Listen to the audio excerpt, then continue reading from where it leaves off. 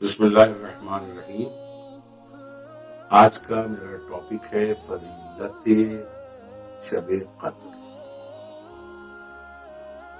عزیزان گرامی، پہلے تو ایک اعلان سماعت فرما لیں کہ یہ ہمارا عباسیہ چینل، اس کے ترقی کے لیے آپ حضرات سے گزارش ہے کہ دعائی کریں کہ ہم بہتر سے بہتر کارکردگی پیش کر سکیں۔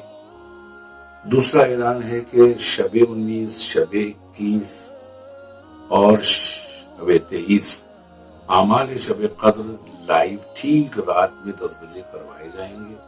آپ حضرات سے گزارش ہے کہ وقت کا خیال رکھیں اور اپنے اپنے مقامات پر بیٹھ جائیں تاکہ آپ اعمال کر سکیں، اس کا ثواب حاصل کر سکیں۔ تیسری بات جو ہمیں آپ سے عرض کرنا ہے وہ یہ کہ 21 رمضان کو ٹھیک رات میں 10 بجے کے بعد، یعنی اعمال شب قدر کے فوراً بعد مجلس ہوگی شب شہادت مولا کائنات علی ابن ابی طالب علیہ السلام، وہ بھی لائیو نشر کی جائے گی۔ لہذا آپ سے اس میں بھی شرکت کی التماس ہے کہ اپنے اپنے مقام پر اپنے اپنے گھروں میں بیٹھے اور مجلس کو سماعت فرمائیں۔ آج جو سلسلہ میں شروع کرنے جا رہا ہوں وہ ہے فضیلت شب قدر۔ سب سے پہلے تو لوگ کہہ دیتے ہیں شب قدر کی رات، تو شب قدر کی رات، شب جب ہم نے پہلے کہہ دیا تو پھر رات کی کیا ضرورت ہے؟ یہ اکثر ایک وہ ہو جاتا ہے لوگوں سے۔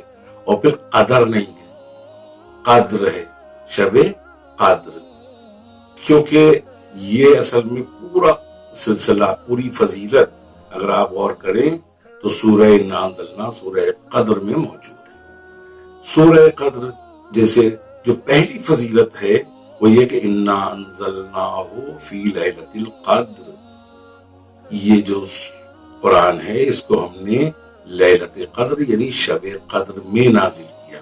تو پہلی فضیلت تو یہی ہو گئی کہ شب قدر میں قرآن نازل ہوا ہے۔ اور قرآن کیا ہے؟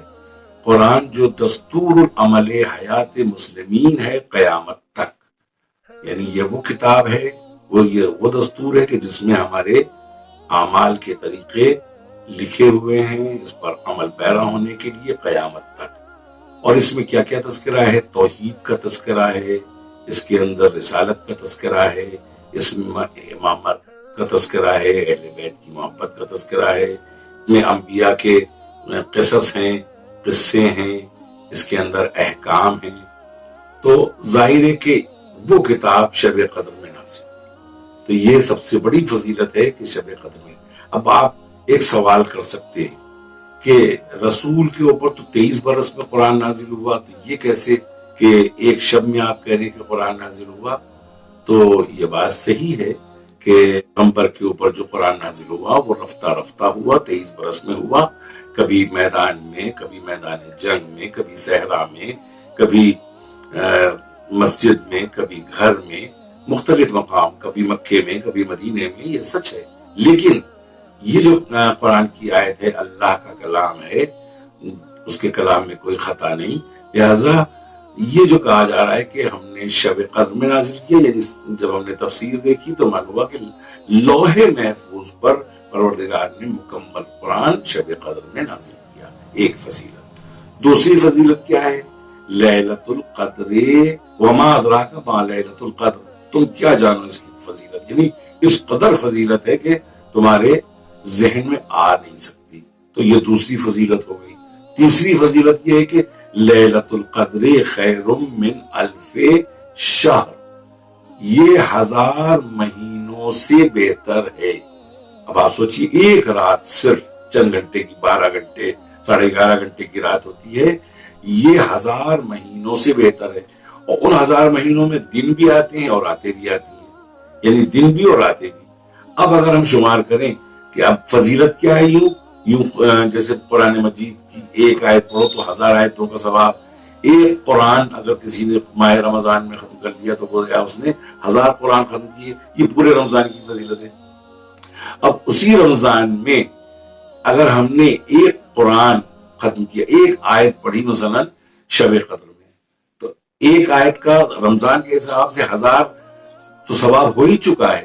اب شب قدر کے حساب سے دیکھیے اس 1000 میں آپ ملٹیپلائی کر دیجئے 30 یعنی گویا کتنے مہینے؟ 1000 مہینے.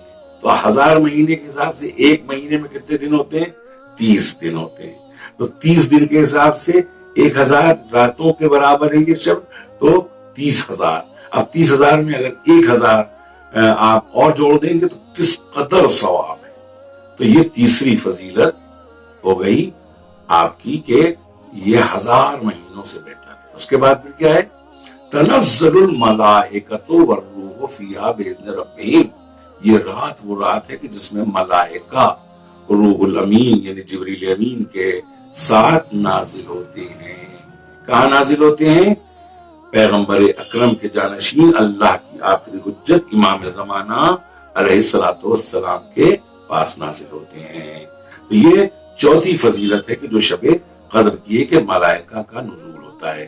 پانچویں فضیلت اس کی تفسیر سے نکلتی ہے کہ ملائکہ جو وہاں آتے ہیں تو وہاں امام زمانہ کے پاس ہماری تقدیر، ہمارا رزق لے کے آتے ہیں جو سال بھر امام زمانہ علیہ الصلوۃ والسلام کے ذمہ ہوتا ہے، تو ان تک وہ پیش کرتے ہیں. تو یہ پانچویں فضیلت ہوئی. تنزل الملائکۃ والروح فیہا باذن ربہم، رب کی اجازت سے آتے ہیں. اور تنزل الملائکۃ والروح فیہا باذن ربہم من کل امر سلام ہی حتی مطلع الفجر. اور سلامتی چاہتے رہتے ہیں یہاں تک کہ صبح ہو جاتی ہے. تو یہ فضیلت ہے شب قدر کی. آج کی شب ہمیں رات بھر، یعنی اب یہ جو 3 شبیں کہی جاتی ہیں، شب 19، شب 21، شب 23 اور شب 27، اس میں ہمیں ان تمام شبوں میں عبادات کرنا چاہیے، تمام شبوں میں ہمیں رات بھر جاگنا چاہیے. لیکن خاص طور سے جو ہمارے علماء نے اور ہمارے ائمہ نے جو تاکید کی ہے وہ شب 23، یعنی جو ہم خاص طور سے مسجدوں میں اہتمام کرتے ہیں. تینوں شبوں میں، چاروں شبوں میں کرنا چاہیے، لیکن شب 23 کے لیے پیغمبر اکرم صلی اللہ علیہ وآلہ وسلم کا یہ وظیفہ ہوتا تھا کہ کسی کو سونے نہیں دیتے تھے مسجد میں. اگر کوئی سونا چاہتا بھی تھا تو پانی کے چھینٹے دے کے اس کو بیدار رکھتے تھے تاکہ وہ رات بھر اللہ کی عبادت کر سکے.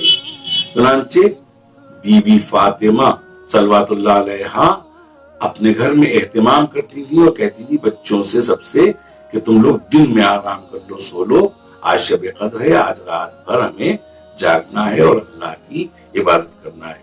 امام جعفر صادق علیہ السلام اگرچہ آپ بہت بیمار تھے، اٹھ نہیں سکتے تھے، اتنی نقاہت تھی، لیکن جب شب قدر آئی تو آپ نے اپنے 2 صحابیوں کا سہارا لیا اور دونوں صحابیوں کے شانوں پہ ہاتھ رکھ کے مسجد اپنے کو پہنچایا اور وہاں اعلان کیا کہ آج شب قدر ہے، اور وہاں بیٹھ کے رات بھر آپ نے بسر کی اور عبادت کی. بڑی اہمیت ہے اس شب قدر کی. اگر کسی نے آج کی شب اعمال کر لیے، اپنے گناہوں سے توبہ کر لی، تو ظاہر ہے کہ پروردگار عالم آج کی شب کی برکت کی وجہ سے اس کے گناہوں کو معاف کر دے گا. اللہم صلی علی محمد و